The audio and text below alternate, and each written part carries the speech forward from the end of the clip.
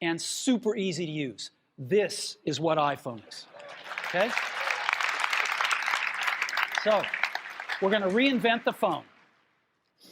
Now, we're going to start with a revolutionary user interface. Is the result of years of research and development. And, of course, it's an interplay of hardware and software.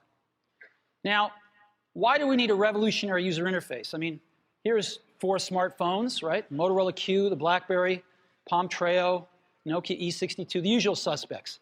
And what's wrong with their user interfaces? Well, the problem with them is really sort of in the bottom 40 there. It's this stuff right here. They all have these keyboards that are there whether you need them or not to be there. And they all have these control buttons that are fixed in plastic and are the same for every application. Well, every application wants a slightly different user interface, a slightly optimized set of buttons just for it. And what happens if you think of a great idea 6 months from now? You can't run around and add a button to these things. They're already shipped. So what do? It doesn't work because the buttons and the controls can't change. They can't change for each application, and they can't change down the road if you think of another great idea you want to add to this product. Well, how do you solve this? It turns out we have solved it. We solved it in computers 20 years ago. We solved it with a bitmap screen that could display anything we want, put any user interface up, and a pointing device. We solved it with the mouse, right? We solved this problem. So how are we going to take this to a mobile device? Well, what we're going to do is get rid of all these buttons and just make a giant screen. A giant screen. Now, how are we going to communicate this? We don't want to carry around a mouse, right? So what are we going to do? Oh, a stylus, right? We're going to use a stylus. No. No. Who wants a stylus? You have to get them and put them away and you lose them. Yuck. Nobody wants a stylus. So let's not use a stylus. We're going to use the best pointing device in the world. We're going to use a pointing device that we're all born with. We're born with 10 of them. We're going to use our fingers.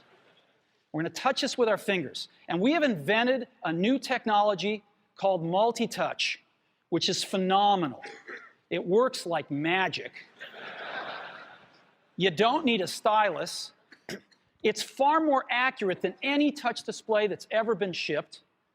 It ignores unintended touches. It's super smart. You can do multi-finger gestures on it. And boy, have we patented it.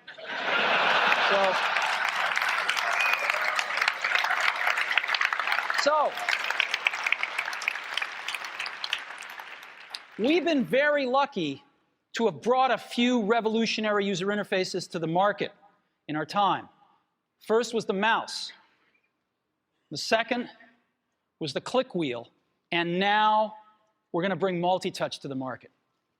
And each of these revolutionary user interfaces has made possible a revolutionary product. The Mac, the iPod, and now the iPhone. So, a revolutionary user interface. We're going to build on top of that with software. Now, software on mobile phones is like, it's like baby software. It's not so powerful. And today, we're going to show you a software breakthrough. Software that's at least 5 years ahead of what's on any other phone. Now, how do we do this? Well, we start with a strong foundation. iPhone runs OS X. Now,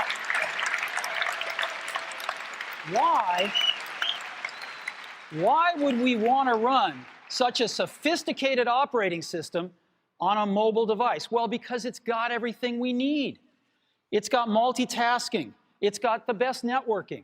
It already knows how to power manage. We've been doing this on mobile computers for years. It's got awesome security. And to write apps, it's got everything from Cocoa and the graphics, and it's got core animation built in, and it's got the audio and video that OS X is famous for. It's got all the stuff we want, and it's built right in to iPhone. And that has let us create desktop-class applications and networking, right? Not the crippled stuff that you find on most phones. This is real desktop class applications. Now, you know, one of the pioneers of our industry, Alan Kay, has had a lot of great quotes throughout the years. And I ran across one of them recently that explains how we look at this, explains why we go about doing things the way we do, because we love software. And here's the quote. People who are really serious about software should make their own hardware. You know, Alan said this 30 years ago, and this is how we feel about it. And so we're bringing breakthrough software to a mobile device for the first time. It's 5 years ahead of anything on any other phone. The second thing we're doing is we're learning from the iPod, syncing with iTunes. You know, we're going to ship our 100 millionth iPod this year, and that's tens of millions of people that know how to sync these devices with their PCs or Mac and sync all of their media right onto their iPod, right? So you just drop your iPod in, and it automatically syncs. You're going to do the same thing with iPhone. It automatically syncs to your PC or Mac right through iTunes. And iTunes is going to sync all your media onto your iPhone, your music, your audiobooks, podcasts, movies, TV shows, music videos, but it also syncs a ton of data.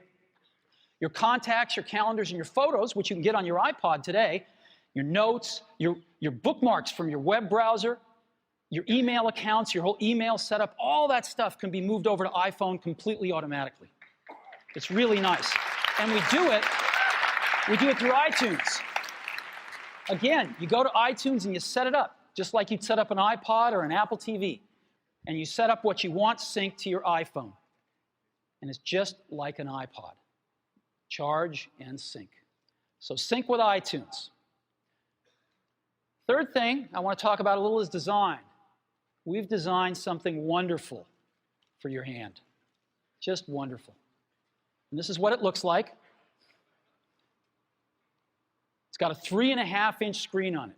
It's really big. And it's the highest resolution screen we've ever shipped. It's 160 pixels per inch.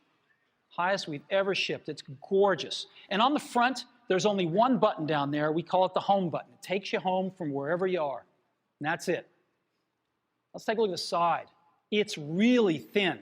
It's thinner than any smartphone out there at 11.6 millimeters. Thinner than the Q, thinner than the Blackjack, thinner than all of them. It's really nice. And we got some controls on the side. We got a little switch for ring and silent. We've got a volume up and down control. Let's look at the back. On the back, the biggest thing of note is we got a 2-megapixel camera built right in.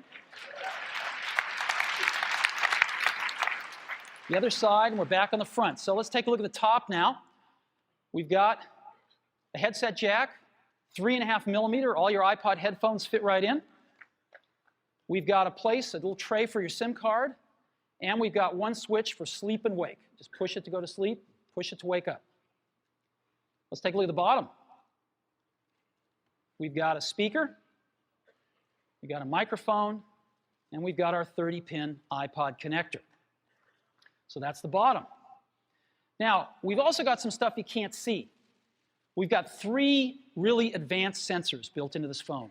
The first one is a proximity sensor. It senses when physical objects get close. So when you bring iPhone up to your ear to take a phone call, it turns off the display and it turns off the touch sensor instantly. Well, why do you want to do that? Well, 1, to save battery, but 2, so you don't get spurious inputs from your face into the touchscreen. Just automatically turns them off, take it away, boom, it's back on. So it's got a proximity sensor built in. It's got an ambient light sensor as well. We sense the ambient lighting conditions and adjust the brightness of the display to match the ambient lighting conditions. Again, better user experience, saves power.